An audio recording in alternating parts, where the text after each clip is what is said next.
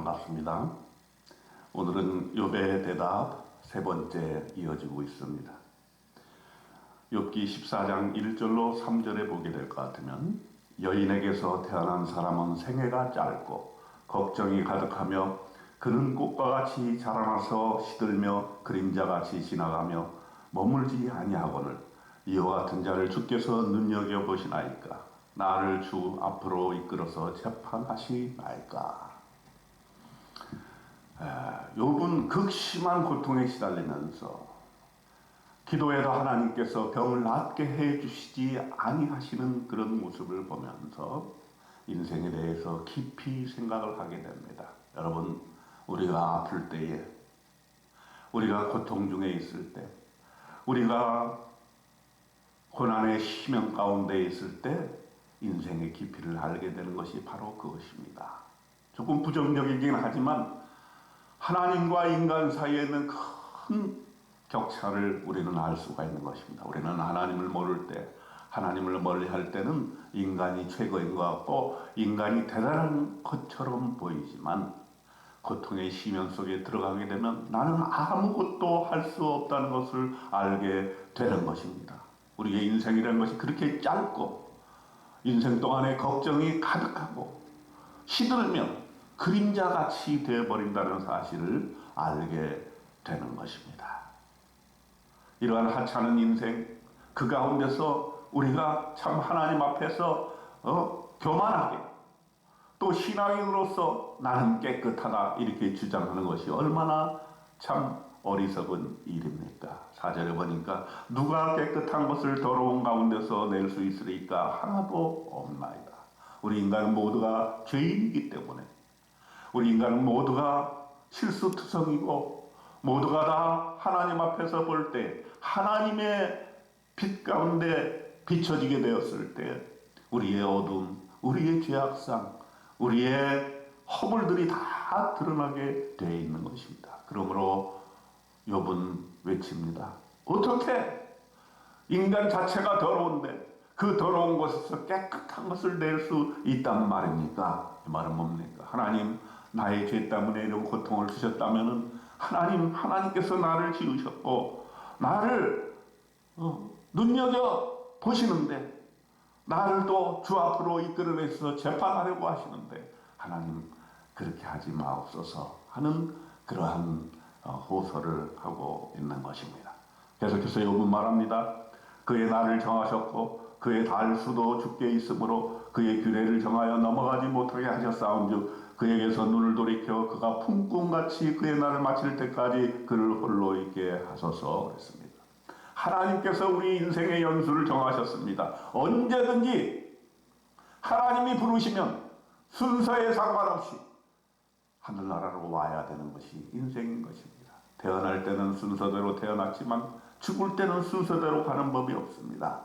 언제 어느 때 주님께서 부르신다면 가겠다가 오라고 하는 그러한 신앙의 법, 이것은 바로 깊은 고통의 심연에 있을 때만 실감할 수 있는 것입니다.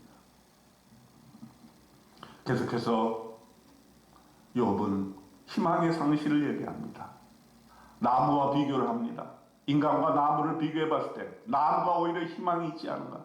나무는 희망이 있나니 찍힐지라도 다시 움이 나서 연한 가지가 끊이지 아니하며 뿌리가 땅에서 늙고 줄기가 흙에서 죽을지라도 물기운에 움이 돋고 가지가 뻗어서 새로 심은 것 같거니와.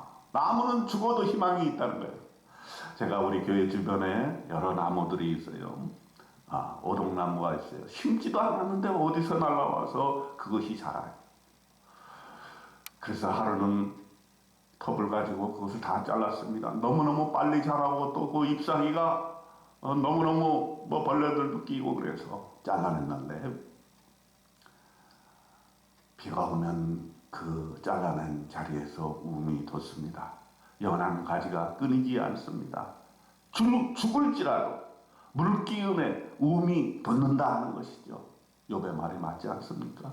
나무는 죽어도 희망이 있고 죽고 다시 살아나고 있는데 그러나 인간은 죽으면 육신은 그것으로 끝이 나는 것입니다. 장정이라도 죽으면 소멸되나니 인생이 숨을 거두면 그가 어디 있느냐라고 욥은 외치고 있는 것입니다. 사람이 누우면 다시 일어나지 못하고 하늘이 없어지기까지 눈을 뜨지 못하며 잠을 깨지 못하느니라. 장정이라도 죽으면 어찌 다시 살리까? 나는 나의 모든 고난의 날 동안을 참으면서 풀려나기를 기다리겠나이다. 그는 이렇게 인간 고통의 심연을 기억하며 인생이란 것 보잘것없고 하찮은 것이라는 것을 생각하지만 그래도 그는 생을 포기할 수 없다는 것입니다. 참으면서 풀려나기를 기다리겠다 하는 것입니다. 나는 나의 모든 고난의 날 동안을 참겠다. 그리고 하나님께서 나를 풀어주시기를 기대하겠다라는 신앙의 고백을 하고 있는 것입니다. 주는 내 허물을 주머니에 봉하시고 내 죄악을 싸매시나이다. 내 허물이 많아서 하나님 고통을 주신다면 제발 그 허물을 주머니에 봉해 주십시오.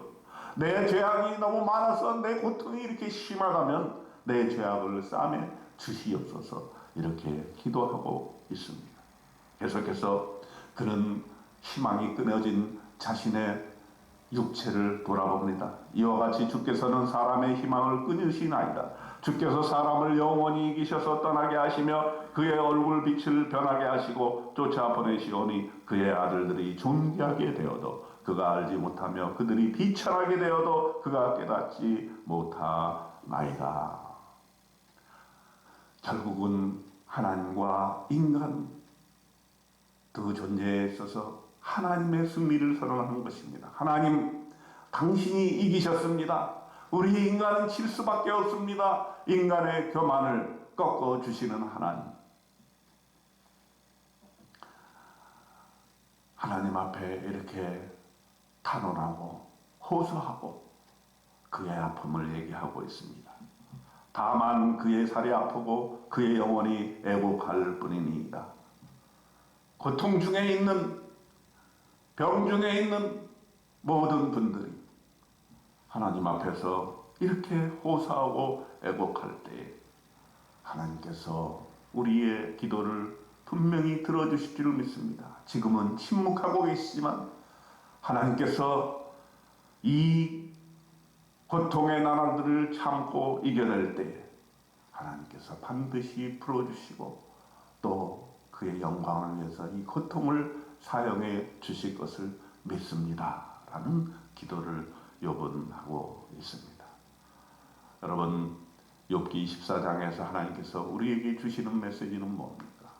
우리 인생이라는 것이 교만하고 인생이라는 것이 하나님 앞에서 대단한 존재처럼 얘기하고 그렇게 머리를 꼿꼿이 세우고 있지만 그러나 깊은 고난의 심연 속에 들어왔을 때 우리는 인간의 겸손함을 배우게 됩니다. 그리고 모든 주권이 하나님께 있음을 압니다. 우리의 육신의 날도, 우리 육신의 건강도, 우리의 병을 치유해 주시는 분도 다 하나님의 손길에 있다는 것을 느끼고 또 인생의 유한함을 깊이 깨달아 알아서 하나님께 다시 돌아가는 그런 귀한 계기, 그리고 그 고통을 통해서 바로 이때를 위함이 아닌가 하는 아버지 하나님 에스더서의 고백처럼 우리의 고통과 고난이 바로 하나님의 뜻을 실현하는데 반드시 사용될 수 있다는 사실, 하나님의 뜻이 분명히 나는 이해할 수 없지만 이 가운데 있을 것이라는 그런 믿음 가지고 오늘도 이 고통, 병의 어려움 이것을 잘 견디시고 이겨내시기를 주님의 이름으로 축원드립니다. 아멘.